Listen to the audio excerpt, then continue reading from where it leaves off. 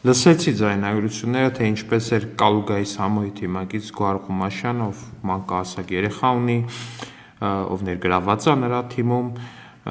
ինչ-որ քաղաքացու տելևիզոր կամ տելևիզորի փոխարեն փող խոստանում, կազմակերպում այդ ամեն ինչ, հետո խնդրում, որ դա մարդու չասեն, հետո իմացա արդեն միջև էդ էլ արդեն պարզ էր, որ նրան բերման են ենթարկել, հիմա էլ մամուլում գրված է, որ տնային կալանքի միջնորդություն է ներկայացվելու, սրանց թիմն էլ ինչ-որ խառը բաներ է խոսում, բա ոնց կարելի է, մանկահասակ երեխա ունի, նորածին երեխա ունի եւ այլն, այդ մենք պետք է ձեզ հարցնենք, ժողովուրդ ջան։ Առավոտից երեկոման եք գալի ուժեղ, բա որ ուժեղ եք, տղերք,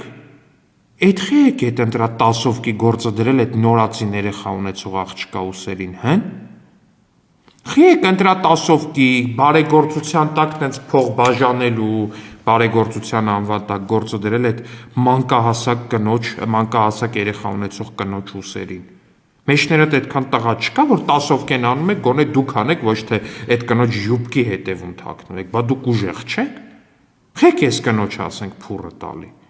Չի կարելի, չէ՞։ Ասենք տղամարդկությունը որտեղ մնաց, ուժը որտեղ մնաց։ Ես չեք, ես եք էլի։